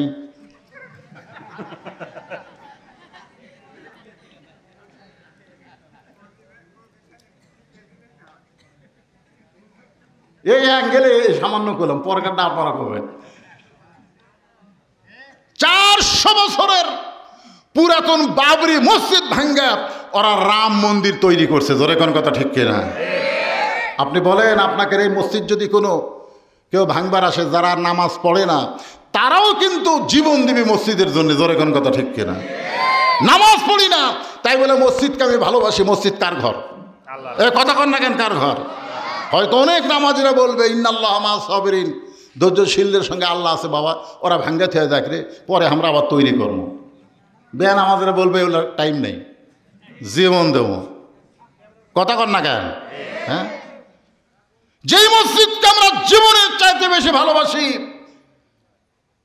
ভারত, সেই বাবরি মসজিদ 400 বছরের পুরাতন। ভারতে কি মন্দির বানানোর জায়গা নাই? এজোর এখন জায়গা আছে না নাই? তো অন্য জায়গায় মন্দির না বানায়া মসজিদ ভাঙ্গা ওই জায়গায় মন্দির করে ভারত আমাদের কলিজার মধ্যে আঘাত করেছে। ইমান থাকা অবস্থায় ভারতকে আমরা সহ্য করতে পারবো না। জোরে কোন কথা ঠিক কিনা? আমার মা বোনদের জন্য বলি, মা, ভারত ইসলামের শত্রু, ভারত কোরআনের শত্রু, ভারত মুসলমানের শত্রু, ভারত মসজিদের শত্রু। সেই ভারতের কোনো চ্যানেল স্টার জলসা জি বাংলা আপনারা দেখেন না, মা, দেখেন না। আল্লাহ, যে মায়েরা স্টার জলসা জি বাংলা দেখবে না, আজ থেকে যারা তওবা করবে আল্লাহ তাদেরকে ফাতেমার সঙ্গে কবুল করো। জোরে কোন আমিন। আল্লাহ রাসূল বললেন, খাদিজা, ঈমান গ্রহণ করার পরে আল্লাহর সঙ্গে আপনি যে সম্পর্ক গড়ে তুলেছেন, আল্লাহ আপনার কবরকে জান্নাত বানায়া দিবে। ঈমান গ্রহণ করার পরে ভাইজান, এখন একটু আপনাদেরকে নামতার মতন বলা লাগবে। ঈমান গ্রহণ করার পরে যত আমল আছে, 1 নম্বর আমলের নাম কি? সবাই বললেন না? আচ্ছা, কোন আমল না করলে ঈমান থাকে না? হ্যাঁ, জানেন? লা সলাতা লা ঈমানা, যার নামাজ নাই তার ঈমান নাই। এই টাকা অনেকে কয়, হুজুর কি কন, আমি জুম্মার নামাজ পড়ি না, 5 ওয়াক্ত না পড়ে তো দোতলা করছে। আপনারা বলেন তো, এই মসজিদ যে দোতলা করলো, এটা কি 5 ওয়াক্তের জন্যে না জুম্মার জন্যে? আরে সত্য কথা রাখুন, এটা কিসের জন্য? 5 ওয়াক্তের জন্যে। টেকে দেন হুজুর, মসজিদ দোতলা করা লাগবে। দোতলা কেন ভাই? এত মুসল্লি হুজুর আটতেছে না। আচ্ছা, ফজরের খবর কি? এক কাতারে হয় না। জোহরের খবর কি? এখন কাজ কামের দিন, বুঝতেছেন না। আসরের খবর কি? হুজুর বাজারত গেছে। মাগরিবের খবর কি? ফজরেরই মতো। এসার খবর কি? যা আসলো তাই। তো মসজিদের মধ্যে কয় কাতার, কয় 9 কাতার, এখন পর্যন্ত এক কাতারই হয় না, তো দোতলা করবে কেন? তখন সাইড থেকে একজন মুসল্লি মুসকি মুসকি হাসতেছে আর বলতেছে, ওই দুই শালারা যারা জুমার দিনে সবার শেষে আগে যায়, ওরকে জন্য দোতলা করা লাগবে হুজুর, ওরকে জন্য দোতলা করা লাগবে। আপনারা বলেন, যারা শুধু জুমার নামাজ পড়ে এদেরকে আল্লাহ ঠাট্টা করবেন, ঠাট্টা করে হাসরের দিন বলবে, এই জুম্মা বাটি তোরা কারা রে? আমি আল্লাহ রহমান রহিম তোদেরকে জান্নাত দিয়ে দিলাম, যা। সমস্ত জুম্মালারা জান্নাতের দিকে মারবি দৌড়। ওরা তো আর বুঝবার পারতেছে না আল্লাহ ঠাট্টা করতেছে। যায় দেখে বিশাল একটা তালা। আল্লাহ জান্নাত দিলেন আল্লাহ, কিন্তু তালা আছে। আল্লাহ কয় চাবি তোরকে কাছে আছে, খুঁজে দেখ। ওরা পকেট খুঁজে দেখবে, একটা চাবি আছে। আলহামদুলিল্লাহ, চাবি তালার মধ্যে ঢুকবি কিন্তু ঘুরবি না। আল্লাহ কয় কেরে কি খবর? কয় আল্লাহ ঢুকছে কিন্তু ঘোরে না। আল্লাহ কয় পাগল, তালার মধ্যে 5টা দাগ আছে, তো চাবির মধ্যেও 5টা দাগ থাকা লাগবে। এখন দেখ তো চাবির খবর কি? তো জুম্মা বাটি বলবে, আল্লাহ আমার চাবি তো তেল তেলা। আল্লাহ বললে 5টা দাগ মানে 5 ওয়াক্ত। যার জুম্মা আছে 5 ওয়াক্ত নাই, তাই জান্নাত দেখতে পারবি কিন্তু ঢুকতে পারবি না। কোরআন দিয়ে যখন রাষ্ট্র চলবে, 1 নম্বর দায়িত্ব হলো পদ্মা সেতু নির্মাণ করা না, রাস্তার উপর ফ্লাইওভার নির্মাণ করা না, ট্যানেল তৈরি করা না। 1 নম্বর দায়িত্ব হলো 5 ওয়াক্ত নামাজ কায়েম করা। জোরে কোন কথা ঠিক কিনা? আল্লাযীনা মাক্কান্নাহুম ফিল আরদ। মুসলমানের মধ্যে যখন ক্ষমতা দেওয়া হবে, আগামী ইলেকশনে যদি কোরআনওয়ালারা ক্ষমতায় আসে, তাদের 1 নম্বর দায়িত্ব হলো আকামুস সালাত, নামাজ কায়েম করা। 2 নম্বর দায়িত্ব হলো যাকাত আদায় করা। জোরে কোন কথা ঠিক? কত টাকা ঋণ আপনারা জানেন?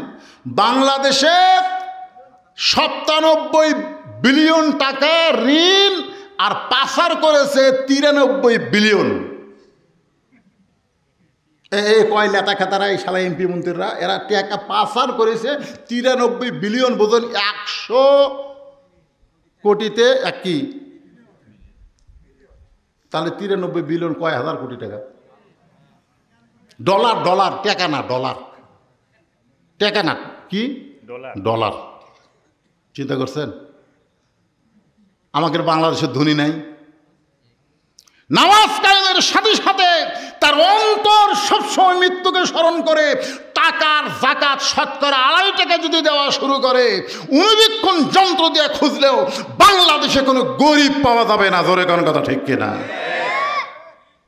1 ব্যাগ টাকা গেলে 7 দিন ঘুরতেছে, একটা গরিব নেই। আরে গরিব হয় ভালো আসলো রে।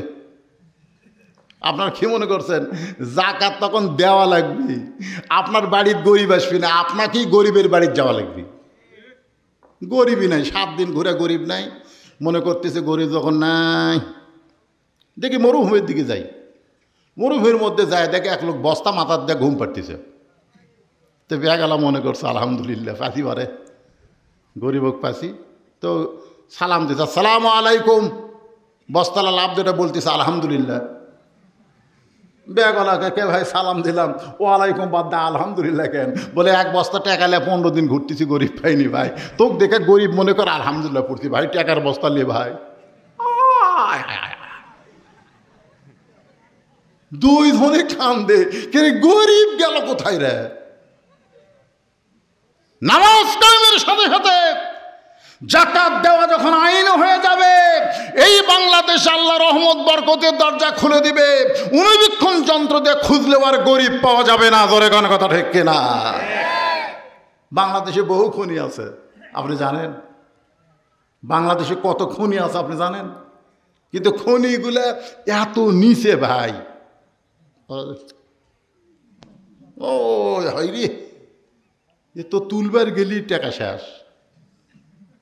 সব তেলের খনি, সোনার খনি, পাথরের খনি, কয়লার খনি, সব খনি বাংলাদেশের নিচে আছে, কিন্তু এত নিচে তোলা যাচ্ছে না।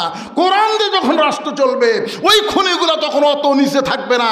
সৌদি আরবের মতন খনিগুলো সব আল্লাহ উপরে উঠাইয়া দিবে। কি মনে করতেছেন যে হারে ফসল পাচ্ছেন ওই হারে ফসল?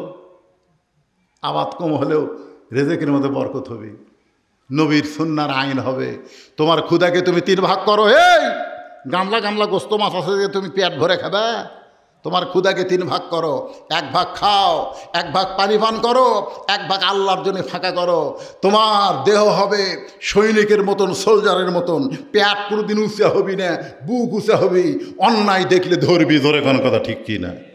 তো এমন খাওয়া আছে ভাই। তাদখুলুনা ফি দীনিল্লাহি আফওয়াজা ফাসাব্বিহ বিহামদি রাব্বিকা ওয়াস্তাগফির ইন্নাহু কানা তাওয়াবা। আজকের আলোচনা এই সূরাকে সামনে নিয়ে আমি এতক্ষণ ধরে করলাম। আল্লাহ পাক আমাদের সকলকে কবুল করুক। সকলে বলে আল্লাহুম্মা আমিন। বৃষ্টি হচ্ছিল, আল্লাহ তুমি বৃষ্টি বন্ধ করে দিছো। আমি এক সময় আল্লাহকে এশার নামাজের সময় বললাম অন্তত 12টা পর্যন্ত আল্লাহ তুমি বৃষ্টি দিও না। তো 12টা পার হয়ে গেছে, আল্লাহ তাও বৃষ্টি আমাদেরকে আর দেয়নি। আমরা দীর্ঘ সময় আলোচনা করলাম, কোনো আদায় নাই। আমরা এখানে তাবারকও রেডি আছে ইনশাল্লাহ। আপনাদের হয়নি, হচ্ছে, একটু আরেকটু চালান হবে, আবার রেডি হয়। আমি শুনে আসি, শুনে আসা লাগবে না, হয়ে যাবে ইনশাল্লাহ। আবার বিশৃঙ্খলা হবে। আবার তাবারকেরও ব্যবস্থা করছেন, এমনি কোনো আদায় নাই, দানবিহীন। আবার তাবারকের ব্যবস্থা করছে। একটু জিকির করে লা ইলাহা ইল্লাল্লাহ, লা ইলাহা ইল্লাল্লাহ, লা ইলাহা ইল্লাল্লাহ, লা ইলাহা ইল্লাল্লাহ, লা ইলাহা ইল্লাল্লাহ, লা ইলাহা ইল্লাল্লাহ, লা ইলাহা, লা ইলাহা ইল্লাল্লাহ মুহাম্মাদুর রাসূলুল্লাহ সাল্লাল্লাহু আলাইহি সাল্লাম। যে হাদিসটা আমি আপনাদের সামনে বলতেছিলাম একটু খেয়াল করেন। আর দায়ুস লা ইয়াদখুলুল জান্নাত, দায়ুস কোনোদিন জান্নাতে প্রবেশ করবে না। তাবারক হয়ে গেছে, খালি নিয়ে আসতেছে, বিরক্ত হয়ে নাই, ওঠা বসা করেন না। দায়ুস কোনোদিন জান্নাতে প্রবেশ করবে, এ কথা কন না কেন? এই দায়ুস কারা? দায়ুস হল ওই সকল পুরুষ যাদের অধীনে নারীরা পর্দা করে না। এখন আমাদের মা বোনেরা পর্দা করলে আমাদের কি লাভ? এই লাভের উপরে একটা ওয়াজ আমি আপনাদেরকে শোনাই। আমাদের মা বোনেরা যদি পর্দা করে, আপনারা বলেন তো, মা বোনদের বিরুদ্ধে কোনো কথা বলবো না, কারণ দুনিয়াতে যত নবী এসেছেন সমস্ত নবীদের মা আছে না নাই? এজোর এখন আছে না নাই? শুধুমাত্র বাবা আদম আলাইহিস সালামের মা নাই, বাবাও নাই, কিন্তু ঈসা নবীর বাবা না থাকলেও মা আছে। আমাদের মায়ের পেট থেকে আল্লাহর অলি দুনিয়াতে চলে আইছে। আল্লাহর অলিরা, নবীরা সব মায়ের পেট থেকে হয়েছে। সেই মাগুলো যদি ভালো থাকে, ভালো রাখার 1 নম্বর আইন হলো পর্দা। এই পর্দার ব্যবস্থা আপনারা করবেন। পর্দাকে বোঝানোর জন্য বলতেছি ভাই, আজকে যদি আপনাদের এলাকায় কেউ মাইকিং করে, শোনেন, কেউ মাইকিং করে যে আজকে একটা ছাগল তোমাদেরকে প্রদর্শনী হবে, তোমরা অমুক ফিল্ডে চলে আসো। আপনাদের এলাকায় সব বড় ফিল্ডের এলাকার নাম কি, যেখানে বড় ফিল্ড আছে? হ্যাঁ, হরিতলা। হরিতলার ফিল্ডে তোমরা চলে আসো, একটা ছাগল প্রদর্শনী করা হবে। আপনারা বলেন তো, মানুষকে ছাগল দেখার জন্যে হরিতলা যাবে? যেখানে যাবে, কেন যাবে না? কারণ রাস্তাঘাটে যেখানে সেখানে ছাগল পেঁয়া পেঁয়া করতেছে। ছাগল দেখার জন্য অত দূর যাওয়ার দরকার নাই। এই জন্যে কেউ ওই মাইকিং শুনে হাসবে ঠিকই, কেউ যাবে না। আর যদি মাইকিং করে, হরিতলা ফিল্ডে একটা হরিণীকে দেখানো হবে, একটা হরিণী দেখানো হবে, হরিণ। আপনার বলেন তো, মানুষ যাবে কি যাবে না? কেন যাবে? কারণ হরিণ জঙ্গলে থাকে, পর্দার মধ্যে থাকে। আজকে মা বোনেরা যদি পর্দার মধ্যে থাকে, ছেলেদের আকর্ষণ বেশি হবে, মহারণা নগদ দিবে, বাকি মহারণায় বিবাহ করবে না। আমি যখন সৌদি আরব থেকে তায়েফে যাচ্ছিলাম, তায়েফে যাওয়ার সময় যে গাড়ির ড্রাইভার, চেহারাটা এত সুন্দর, খালি টকটকা লাল। আমার সঙ্গে হাফেজ আব্দুর রশিদ ছিল। একসময় কথা প্রসঙ্গে তাকে জিজ্ঞাসা করা হলো, ভাই এই যে আপনি মক্কা থেকে তাইফে যাচ্ছেন, 200 রিয়াল ভাড়া নেবেন, আপনি এই যে ড্রাইভারি কতদিন হলে করতেছেন? ওই লোকটা বলল, হুজুর আমি আসলে ড্রাইভার না, আমি মক্কার একজন আমিরের ছেলে, আমি মক্কার একটা আমিরের ছেলে, আমির মানে কোটিপতি ধনী মানুষের ছেলে। হাফিজ সাহেব জিজ্ঞাসা করলো, তাহলে আপনি ড্রাইভারি করতেছেন কেন? ছেলেটা বলল, আমি বিয়া করার জন্য বাবার কাছে গেলাম, যে বাবা আমার বয়স হয়েছে, বিয়া করতে চাই। আমার বাবা কইল মহরণার টাকা জোগাড় করো। বাপের টাকা দেওয়া বইয়ের মহরণা দিলে হবে না, অন্তত মহরণা দেওয়া কোরআনে আল্লাহ ফরজ করেছেন, এই মহরণার টাকা তুমি জোগাড় করো। হুজুর 2 বছর হলে ড্রাইভারি করতেছি, যে টাকা কামাই করি সেই টাকা জমা করতেছি, আর 1 বছর ড্রাইভারি করলে আমার মহরণার টাকা জোগাড় হবে, আমার বাবার হাতে দিব, তারপরে বাবা আমাকে বিয়া করাবে। আমি আশ্চর্য হয়ে গেলাম। সৌদি আরবের একজন যুবক বিবাহ করতে গেলে সর্বপ্রথম যেই জিনিসটা খেয়াল করে তার নাম হলো মোহরানা। জোরে গান, তার নাম কি? আর আমাদের বাংলাদেশের ছেলেরা বাপ অটো ভ্যান চলায়, আর ছেলে রাস্তায় 30,000 টাকার মোবাইল নিয়ে ঘোরাফেরা করে। বাপ অটো ভ্যান চালায়, আর ছেলে 30,000 টাকার মোবাইল নিয়ে 4G মোবাইল 5G মোবাইল নিয়ে ঘোরাফেরা করে। যদি জিজ্ঞাসা করা হয়, তোর বাপ ভ্যান চালায়, তোর এত মোশান কেন? ছেলে খালি মুচকে মুচকে হাসি আর কয়, হুজুর মোশান আমার হবে নাকি আপনার হবে? বলে, তোর মোশান হওয়ার কারণ কি? বলে, গত বছর এক মেয়ের বাপ আমার দাম 1.5 লাখ কষে, 1 বছর ধৈর্য ধারণ করার কারণে এই বছর আর এক মেয়ের বাপ আমার দাম 2 লাখ বলতেছে। আমি তখন মনে মনে বললাম, বাংলাদেশে মেয়েরা বেপর্দা হওয়ার কারণে ছেলেরা মহারণা তো দেয় না, বরং বিমান পাওয়ার আশায় ঘোরাফেরা করে। জোরে কোন ঠিক কিনা? আজকে যদি আমাদের মায়েরা হরিণীর মতন পর্দার মধ্যে থাকে, যদি তারা আল্লাহর আইনকে গ্রহণ করে, তাহলে ছেলেরা রাস্তায় মোশান করবে না, কারণ বকরির মতন যেখানে সেখানে মেয়েদেরকে দেখতে পাবে না। যার কারণে তারা বিবাহ করার জন্য আগ্রহ পেশ করবে, তাদের মধ্যে লোভ হবে। বাপ মা বলবে মহারণা আদায় না করলে বিয়ে হবে না, তখন কোনো ডিমান্ড বাংলার জমিনে থাকবে না। মেয়েরা পর্দা ধরার কারণে তাদের মহারণা দিয়া বিয়া করা লাগবে। জোরে কোন ঠিক কিনা? কথা কোন ঠিক কিনা? বাইরে পদ্মা নদী থেকে এবারে কিন্তু এবারও ভারত পূজাতে ইলিশ চাইছিল, দিবে বলে দিছে ডক্টর ইউনূস, আমরাই কিনা খামো, আমাকে দেশের ইলিশ আমরাই খামো, তোর হোক দেবো না। পদ্মা নদীর থেকে 7 কার্টুন ইলিশ, কয় কার্টুন? 7 কার্টুন ইলিশ, একেবারে ইলিশ মাছ বরফ পলিথিন দিয়ে প্যাকেট করে বগুড়া নিয়ে যাচ্ছে। কিন্তু মানুষেরই ভুল, 1 কার্টুনে বরফ না দিয়ে খালি পলিথিন দিয়ে প্যাকেট করছে। 6 কার্টুনে বরফ আছে, পলিথিন আছে, ইলিশ আছে, আর 1 কার্টুনে খালি ইলিশ আছে, পলিথিন আছে, কিন্তু বরফ নেই। কার্টুন করে বগুড়া নিয়ে যাচ্ছে। এখন তো ইলিশ নামার সঙ্গে সাথে যারা বুকিং দিছে তারা নিয়ে গেছে। 6 কার্টুন আর ইলিশ ভালো, কিন্তু 1 কার্টুন ওই লিয়ে যা কেবল খুলিছে। ভাই যেই খুলিছে ভৌমাসিকার দাওয়াত দেওয়া লাগেনি। আপনারা বলেন তো, পচা ইলিশ খুললে মাছি কোথায় আছে আয় আয় আয় আয় করা লাগবে? ওই পচা মাছি, ভৌমাছিরা সব গান গাচ্ছে, সুন্দর নারী দেখলে পরে আমার দিল দেওয়ানা করে, ওলে ওলে ওলে ওলে ওলে করে সব ভৌমাছি ওর পচা ইলিশের কাছে ধরছে। যাদের 6 কার্টুন ভালো তারা চিল্লে কে রে, এই তোর ইলিশটা গন্ধ আসতেছে কেন? বলে, ভাই আমার ইলিশের কার্টুন পর্দা নাই, পর্দা না থাকার কারণে পচে গেছে, বৌমাছি ধরেছে। ওরা বলতেছে আমাকে এগুলা ভালো রে, পচেনি, কিন্তু কাম সারা ওই পচা ইলিশের কারণে। কারণ ভালো ইলিশের চাইতে পচা ইলিশের দুর্গন্ধ কম না বেশি? সমস্ত লোকেরা বলতেছে ইলিশে ধার দিয়ে যাওয়া যাচ্ছে না, সব ইলিশ পচে গেছে।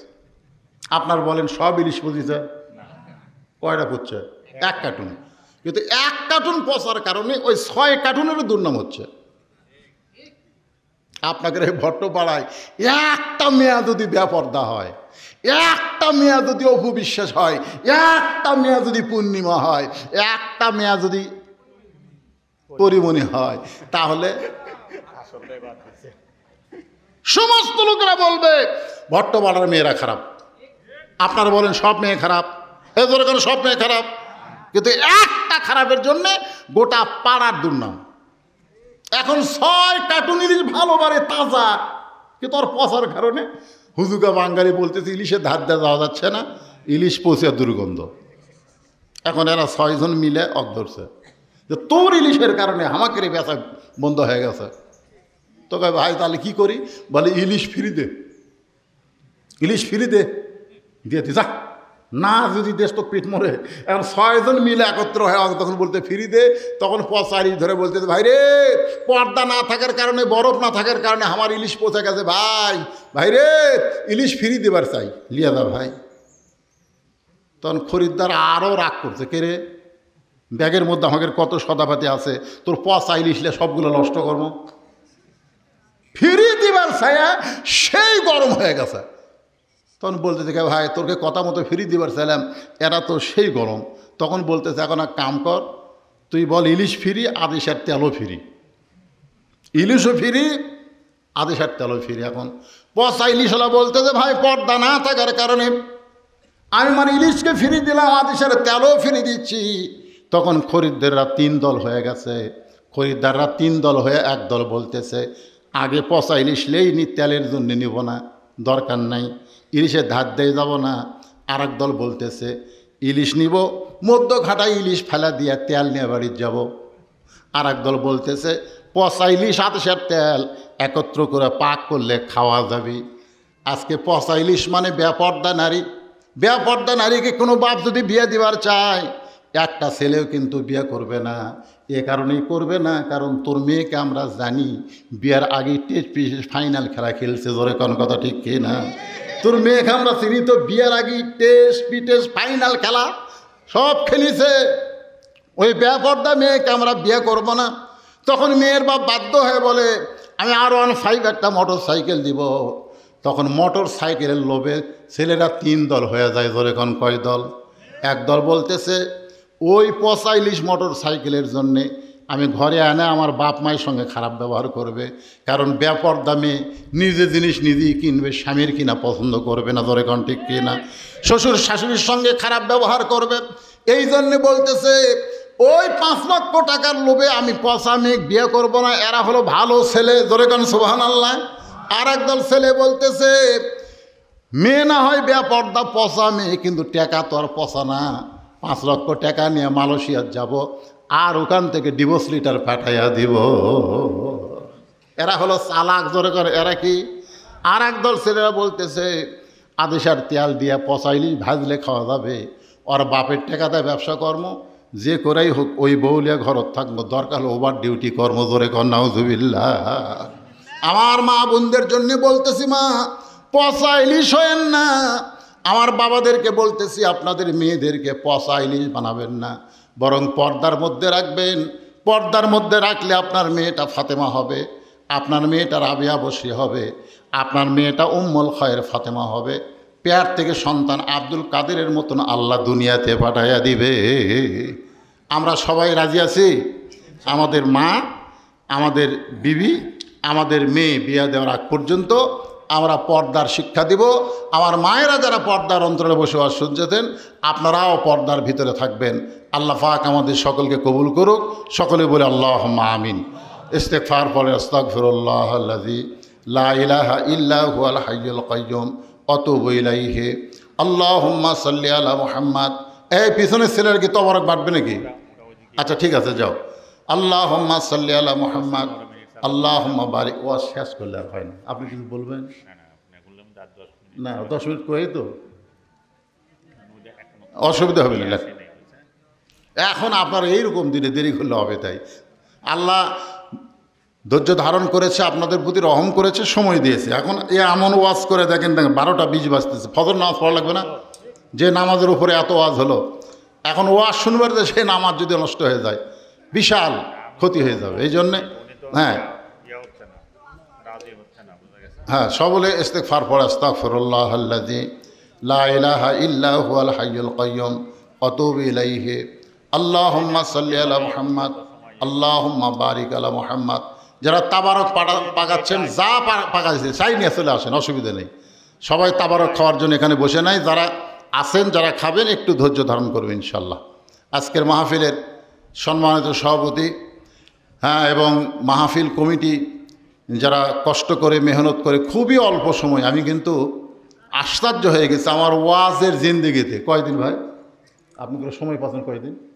আমরা 3 দিন। 3 দিন 3 দিন আগে আমি উমরা করে আইছি। আসার পরে আমার হাফেজ সাহেবের সঙ্গে যোগাযোগ করছে, মাত্র 3 দিন সময় পাইছি এনারা। এই 3 দিনের মধ্যে এমন একটা সুন্দর আয়োজন করেছে, দানবিহীন একটা মাহফিল। আমরা সবাই প্রাণ খুলে এই ভট্টপাড়ার জন্য দোয়া করব। মসজিদ দেখে খুব খুশি হয়ে গেছি আমরা, এত সুন্দর মসজিদ। এই মসজিদ যেন যুবকগুলো 5 ওয়াক্ত নামাজ আদায় করে সেই জন্য দোয়া করব। যাদের বাপ মা আপনজন কবরে চলে গেছে আমরা তাদের জন্য প্রাণ খুলে দোয়া করব। আর যে কোরআন বিজয়ের জন্য ওয়াজ করলাম, যে কোরআনকে গ্রহণ করার নিয়তে ওয়াজ করলাম, আল্লাহ যেন সেই কোরআনের পক্ষে, কোরআনের মানুষ হিসেবে আমাদের কবুল করে, সে দোয়া আমরা করব। কি বলেন? এই জন্যে সকলে দোয়ার মোতাজ আল্লাহর প্রতি তাওয়াক্কুল করে সবাই হাত তুলে আল্লাহুম্মা আমিন। আল্লাহুম্মা আনতাস সালাম ওয়া মিনকাস সালাম তাবারাকতা ইয়া যাল জালালি ওয়াল ইকরাম। আয় আল্লাহ তাআলা, মাগরিবের নামাজের পর থেকে রাত 12টা 25 বাজতেছে, এই যে দীর্ঘ সময় পর্যন্ত আল্লাহ তোমার বান্দারা এই জান্নাতের বাগানে বসেছে। এক সময় তুমি বৃষ্টি দিলে আল্লাহ, তোমার ঘরের মধ্যে আলোচনা হলো, আবার বৃষ্টি বন্ধ হলো। আল্লাহ ভিজা জায়গায়, ভিজা চটের উপরে তোমার বান্দারা ঘন্টার পর ঘন্টা বসে আলোচনা শুনল। আল্লাহ মেহেরবানি করে আজকের মাহফিল আমাদের সকলের নাজাতের জন্যে, জান্নাতের জন্যে, আল্লাহ হেদায়েতের জন্যে কবুল করে নাও।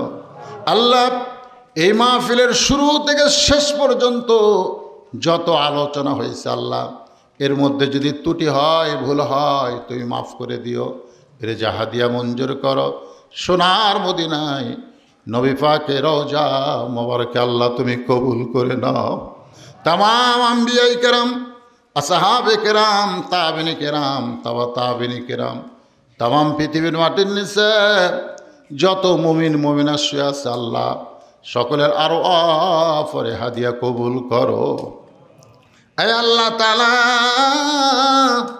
আমরা যারা হাত তুলেছি আমাদের মধ্যে জনম দুঃখনী মা যাদের কবরে চলে গেছে, ছোট্ট একটা শব্দ হলো মা। এ নামের মধ্যে যে কি মধু, যাদের মা নাই তারা বুঝতেছে। আল্লাহ গো, যারা মা হারায় হাত তুলে তোমার দরবারে আমিন আমিন করে, মায়ের কবরকে জান্নাতের টুকরা কবুল করো। বাবার বাড়িঘর সবই আছে, দরদের বাবা যাদের অন্ধকার কবরে চলে গেছে আল্লাহ মেহেরবানি করে বাবার কবরকে জান্নাতের টুকরা বানিয়ে দাও। সবাই বলেন রব্বির হামহুমা কামা রব্বায়ানি সগীরা। আল্লাহ আমাদের দাদা দাদি, নানা নানি, আত্মীয় স্বজন, আপনজন যাদের কবরে গেছে আল্লাহ, কবরবাসীদের তুমি মাফ করে দাও। আল্লাহ ভট্টপাড়া গ্রাম ছোট্ট একটা গ্রাম, আল্লাহ কষ্ট করে মেহনত করে এত সুন্দর আয়োজন করেছে আল্লাহ, তাদের আয়োজনকে তুমি জান্নাতের বিনিময়ে কবুল করো। দোতলা মসজিদকে কবুল করো। এই গ্রামের সমস্ত যুবকদেরকে 5 ওয়াক্ত নামাজি কবুল করো। আমার মা বোনদেরকে পর্দানিশি কবুল করো। অসুস্থ যারা আছে আল্লাহ সুস্থতার নিয়ামত দান করে দাও। আয় আল্লাহ তাআলা, যে কোরআনের আলোচনা শুনলাম আল্লাহ, বাংলার জমিনে কোরআনের বিজয় যেন আমরা দেখতে পারি। কোরআনের সৈনিক হিসাবে আমাদের সকলকে আল্লাহ তুমি কবুল করে নাও। আল্লাহ আল্লাহ, শয়তান মুক্ত পেয়েছি, স্বৈরাচার মুক্ত হয়েছি আল্লাহ, এ বিজয় যেন আমরা ধারণ করতে পারি আল্লাহ।